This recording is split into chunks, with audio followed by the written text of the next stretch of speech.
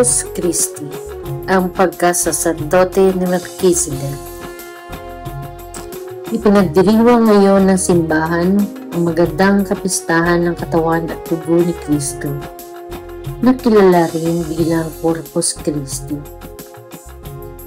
Pinagdiriwang natin ang banal na kaloob na ito sa sangkatauhan na tinatawag nating Eucharistia o banal na komunyon upang ipalalas sa atin ang tunay na presensya ni Jesus, katawan at dugo, kaluluwa at pagkadiyos sa ilalim ng pagpapakita ng tinapay at alak.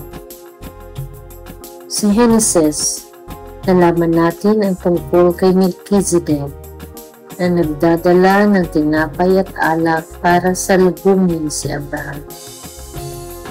Sa kanyang pag-aalay at pagpapala, inilarawan ni Melchizedek ang saserdote ng kataas-taasang Diyos sa Jesus.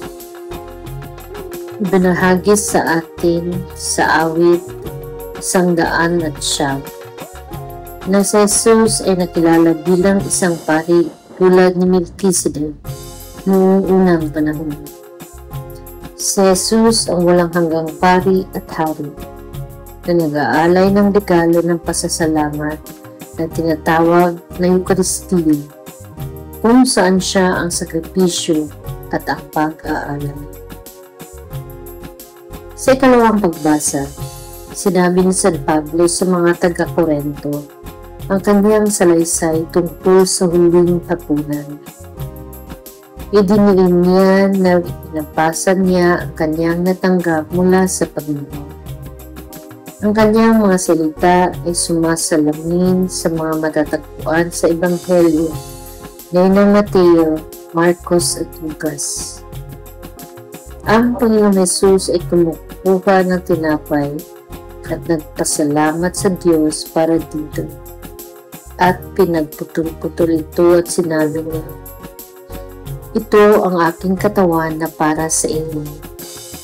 Gawin mo itong bilang pag-alala sa akin." Sa parehong paraan, kinuha niya ang saro pagkatapos maghapunan at sinabi, "Ang sarong ito ay ang bagong tipan sa aking dugo.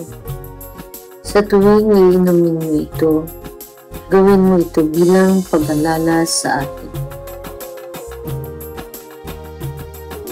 Ang Ebanghelyo ni Lucas ay nagsasabi tungkol sa mahimalang pagpapakain sa 5,000 lalaki na may 5 tinapay at 2 isda.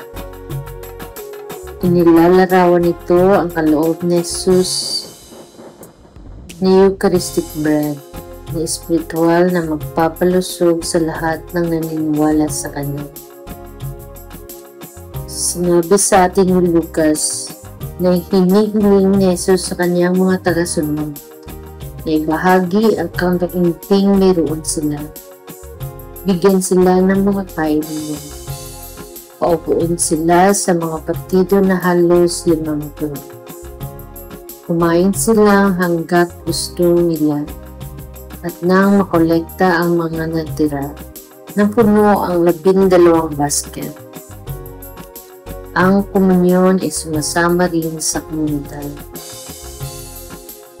Pagninilay. Sa Lumen Gentium 11, sinasabi ng Vatican II na bilang isang sakripisyo, ang banal na Eucharistia ang sentro at pinakol ng buhay Kristiyano.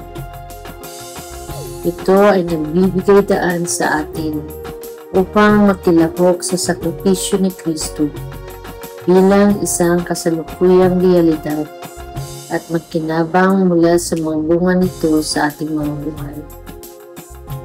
Tinutulungan tayo nito na sambahin ang Ama, Anak at Banal na Espiritu sa pinaka-perpektong paraan. Pinatitibay nito ang ating pagmamahal at pagkakaisa kay Jesus at sa isa't isa sa isang pinag-isang alay ng kanyang katawan at dugo sa Ama. Nagbibigay ito sa atin ng isang pangmatagalang alaala ng pagdurusa kamatayan at muling pagkabuhay ni Kristo na nagpapaalala sa atin ng ating obligasyon ng gumawa ng mapagpalang sakripisyo para sa iba. Ang Eucharistia ay ang misteryo ng ating pananampalataya, ang misteryo ng ating pag-asa, ang misteryo ng ating pagmamahal. Bakit natin ipinagdiriwang ang Eucharistia pagkatapos ng humigit kumulang 2,000 taon? Ginagawa natin ito sapagkat sinabi sa atin ni Jesus, gawin ito bilang alaala sa akin. Ito ang iyong misteryo, ang misteryo ng iyong buhay na inilagay sa altar. Mula sa sinabi ni San Agustin. Manalangin tayo.